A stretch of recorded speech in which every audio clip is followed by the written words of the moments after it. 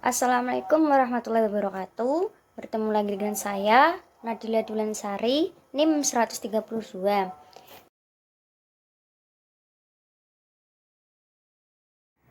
Di sini saya akan menjelaskan strategi melindungi nelayan dan pembudidaya ikan dari dampak wabah COVID-19. Yang pertama yaitu potensi komoditi. Ikan merupakan salah satu bahan makanan yang tidak asing bagi masyarakat Indonesia. Ikan merupakan produk pangan yang tergolong perishable atau mudah rusak dikarenakan banyaknya enzim yang aktif sesaat setelah ikan mati. Jika penanganan ikan yang tidak tepat akan menyebabkan ikan mengalami pembusukan dalam waktu yang cepat. Ikan juga merupakan komoditi yang lebih diminati oleh konsumen baik domestik maupun mancanegara, meskipun harganya lebih mahal dibandingkan komoditi yang lain. 2. Kondisi exciting.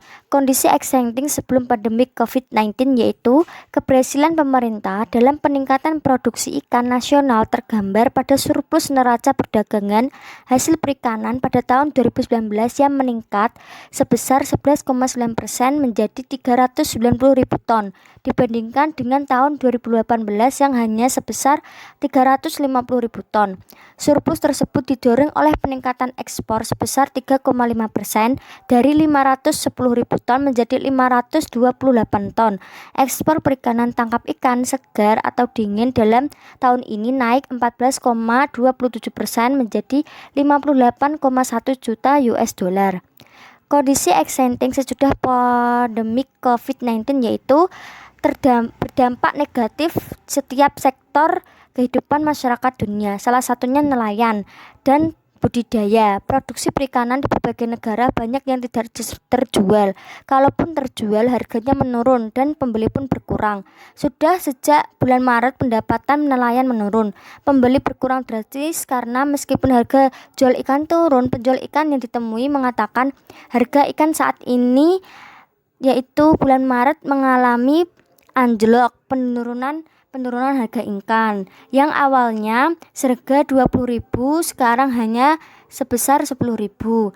Daya beli menurun drastis, apalagi masyarakat juga takut keluar rumah. Belum lagi ada jam malam, sehingga di atas jam 7 malam rumah makan tutup dan banyak rumah makan langganan yang tidak memesan ikan. Sedangkan sebelum wabah COVID-19 mengaku pendapatan keuntungan yaitu Rp300.000 sampai Rp500.000.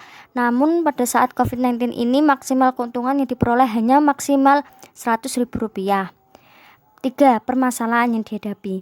Yang pertama yaitu pandemi global COVID-19 yang terjadi memicu berbagai dampak negatif pada sektor kelautan dan perikanan. Di Indonesia dampak negatif ini mulai dirasakan oleh nelayan dan pembudidaya ikan di seluruh kawasan pesisir, khususnya pada subsektor perikanan budidaya. Dampak negatif itu dikhawatirkan akan menurunkan produksi berbagai komoditas yang selama ini menjadi tulang punggung bagi negara. Yang kedua yaitu ancaman menjadi kenyataan jika pihak berwenang gagal mengelola dan mengendalikan COVID-19 dengan baik. Yang ketiga yaitu pandemi COVID-19 telah berdampak negatif di setiap sektor kehidupan masyarakat dunia. Salah satunya nelayan, tangkap, dan budidaya. Produksi perikanan ini berbagai daerah banyak yang tidak terjual. Kalaupun terjual harganya menurun dan pembeli pun berkurang. Keempat yaitu upaya atau strategi pemerintah. Total anggaran yang dialokasikan pemerintah pusat sebesar 405,1 triliun untuk penanganan dampak COVID-19 diharapkan bisa diakses nelayan, khususnya di NTT, termasuk nelayan kecil yang notabene tetap melaut demi menjaga rantai pasokan bahan panganan di tengah pandemi COVID-19. Yang kedua yaitu langkah mulai dari isolasi mandiri, menetapkan regulasi berupa imbauan pembatasan sosial berskala besar atau yang disebut PSBB, serta penetapan keadaan darurat sipil yang dilakukan.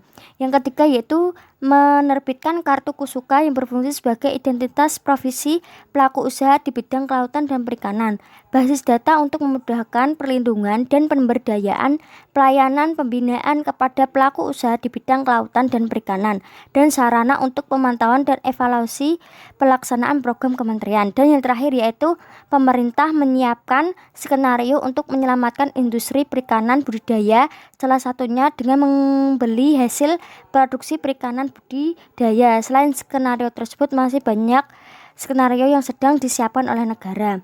Itulah beberapa materi atau informasi yang bisa saya sampaikan. Bila taufik walidayah, wassalamualaikum warahmatullahi wabarakatuh.